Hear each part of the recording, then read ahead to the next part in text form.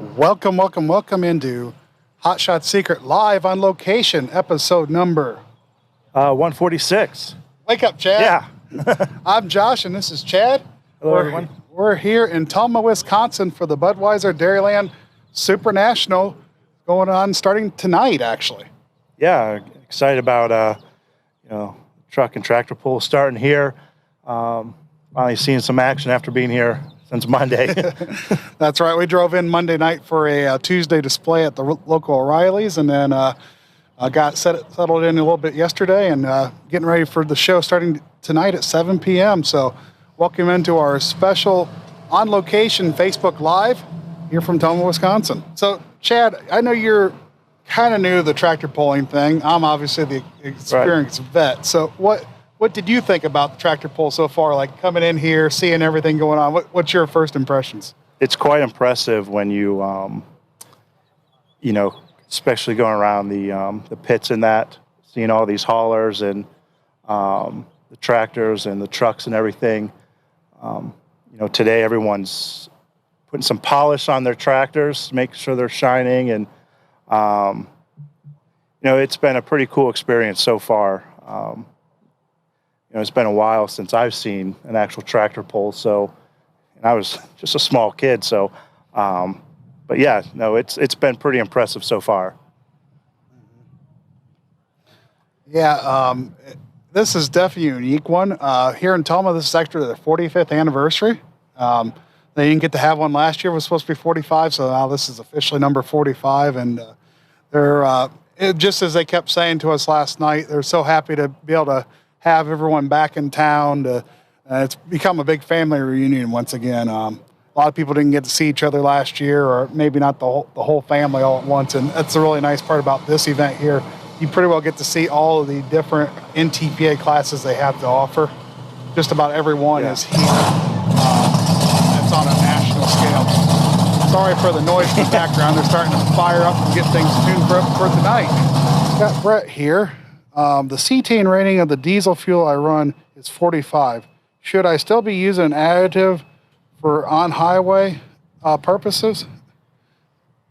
That's actually a really good question. So answer is yes, because there's still a lot we can add, even if we're not going to get a lot of cetane boost. So the higher that cetane rating, the more complete you can burn your fuel. The more you burn the fuel, less emissions and regen issues. Also, we're going to add lubricity by using like EDT with it, which is just key in keeping these fuel system components working and in order. Also, got the moisture and corrosion inhibitor. The water is a dispersant, so we're going to get the water, drop it down, let the fuel and water separator take care of that. Storage and stability. I think I covered all 6 of them without using my fingers, but again, we're still adding lots to the table. And if you just want lubricity, we do offer LX4 as well. So something to think about if you run more of a premium diesel there. 45 sounds like it comes from a premium source. Again, we never know where that cetane number actually is. It's supposed to be a minimum guaranteed 45, but sometimes it's not.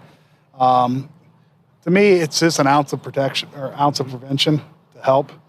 That's why we like to see you run that fuel additive, even if you're using a premium diesel. And maybe you should look at cost-wise. You might be better off.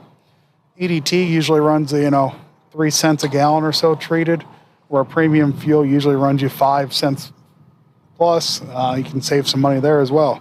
But one thing, it's kind of neat, just walking around the pits and driving through, is seeing like the family aspect. Something I wish my grandpa had a tractor to pull, and I got to hang out with him all summer long. So that's something that I see, the kids around. It absolutely is. That's a hard thing for people to understand how much of a family sport it is. So last night, like I said, it was kind of like a reunion, everyone getting back together. But you're right, there's 3-4 generations here. I was working on something one day, and I realized he was a 4th generation driver coming up. That's pretty cool. Yeah. And there's 3 of them still doing it at that point. So that was very, very cool to say. Mm-hmm. There's 3 generations right here driving still, actively involved. Yeah. That's where a lot of these guys come from. They are been, in and out of or doing this all their lives. It's what they know to do in the summertime. Well, I'll step aside, and Greg, you can step in here. Thanks so much. How's everybody doing today? We're doing great. We got actually, did you look how many people are watching us even? We got 37,000 people or 68,000 people watching us. That's fantastic.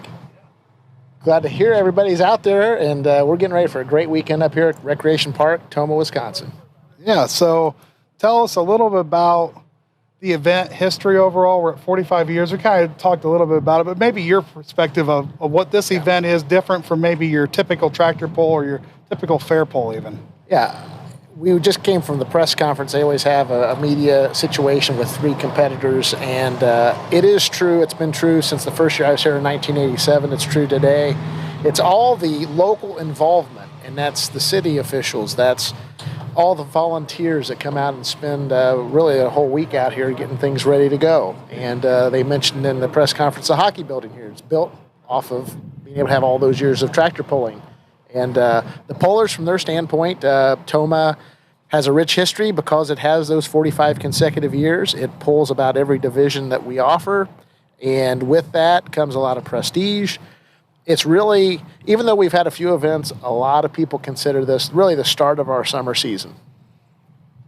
Absolutely right. And I was saying how it felt like a big family reunion last night at our kickoff dinner, how everyone just got to see each other maybe for almost 2 years even. Yeah, I was just talking to Nancy Vandermeer, who's on the state legislature.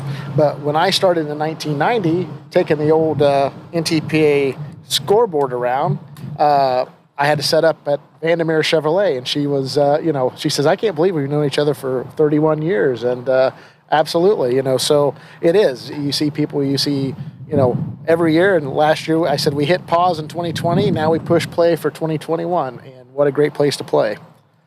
So any new exciting things for 2021 for NTPA? Well, I think the biggest thing is we're being able to get out here and do this. I mean, I think that's the most exciting thing. It's really weird. We printed a supplement to the rule book. We just changed just a few things. So a lot of the things that we put into effect in 2019, like a maximum track length of 350 feet, we hardly got to use last year. We used it in Rockwell and a couple other places. We only had 4 summer events during this pandemic situation. There's some new equipment out there. Billy Beers will have a new 5-engine unlimited. And there's some other tweaks out there that I've seen. So there's a lot of excitement that way. So it's kind of seeing the unveiling of some of these new pieces of equipment. And just the start of the point series, you just never know. I was down in Atwood, Tennessee.